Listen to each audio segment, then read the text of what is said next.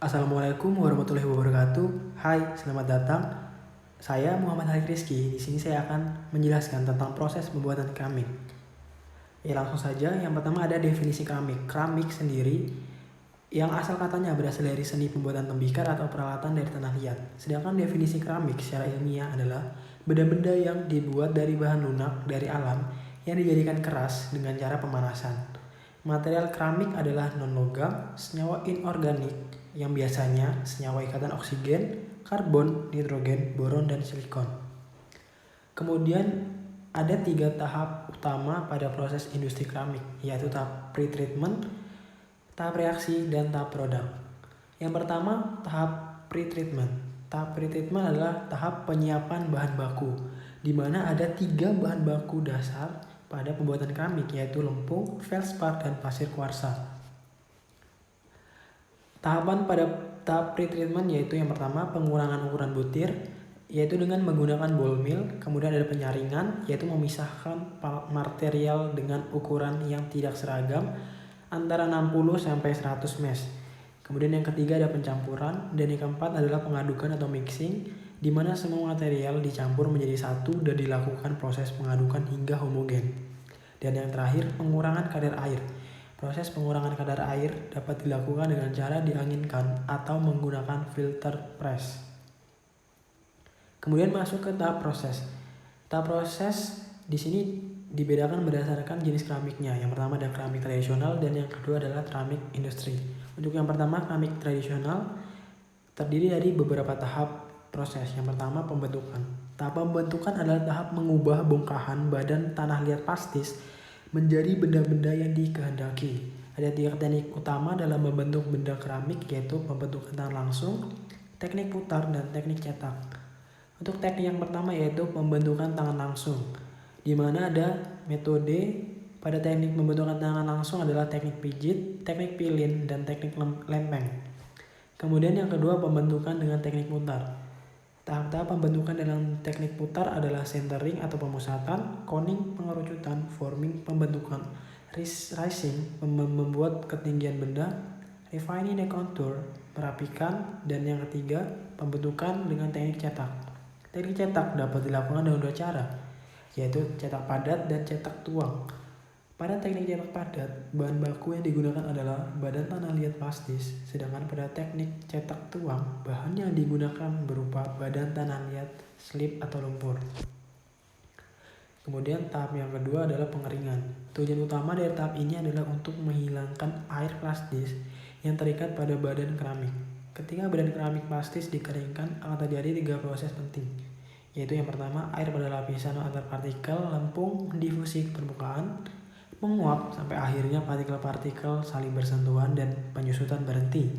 Yang kedua, air dalam pori hilang tanpa terjadi susut. Dan yang ketiga, air yang terserap pada permukaan partikel hilang.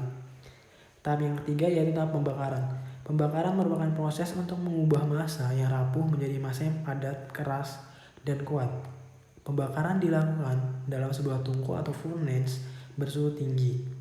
Ada beberapa parameter yang mempengaruhi hasil pembakaran, yaitu suhu sintering, atmosfer tungku, dan mineral yang terlibat. Kemudian sampai ke tahap terakhir dalam proses keramik tradisional, yaitu tahap pengglasiran, yaitu benda keramik biskuit dilapisi glasir dengan cara dicelup, dituang, disemprot, atau dikuas. Untuk benda-benda yang kecil sampai sedang, penglapisan glasir dilakukan dengan cara dicelup dan dituang.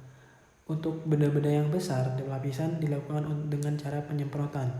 Fungsi glasir pada produk keramik adalah untuk menambah keindahan, supaya lebih kedap air dan menambahkan efek-efek tertentu sesuai keinginan. Kemudian tahap proses pada keramik industri yang terdiri dari beberapa tahap, yaitu yang pertama pembentukan. Pembentukan sendiri juga terdiri dari beberapa proses.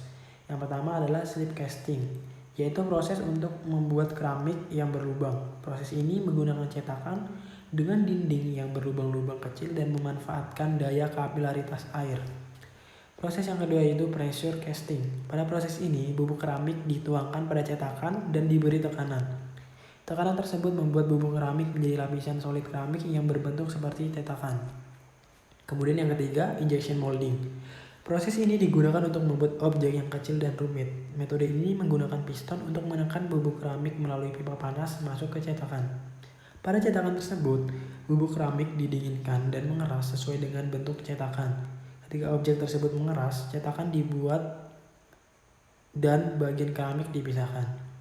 Kemudian tahap yang keempat, extrusion. Extrusion adalah proses kontinu yang mana produk bubuk keramik dipanaskan di dalam sebuah tong yang panjang.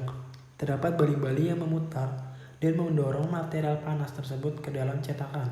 Karena prosesnya yang kontinu, setelah terbentuk dan didinginkan, keramik dipotong pada panjang tertentu.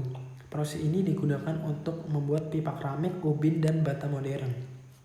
Kemudian sampai ke tahap terakhir pada keramik industri, yaitu tahap densifikasi. Proses densifikasi menggunakan panas yang tinggi untuk menjadikan sebuah keramik menjadi produk yang keras dan padat. Setelah dibentuk, keramik dipanaskan pada tungku atau furnace dengan temperatur antara 1000 derajat Celcius sampai 1700 derajat Celcius. Pada proses pemanasan, partikel-partikel bubuk menyatu dan memadat. Proses pemadatan ini menyebabkan objek keramik menyusut hingga 20% dari ukuran aslinya. Tujuan dari proses pemanasan ini adalah untuk memaksimalkan kekerasan keramik dengan mendapatkan struktur internal yang tersusun rapi dan sangat padat.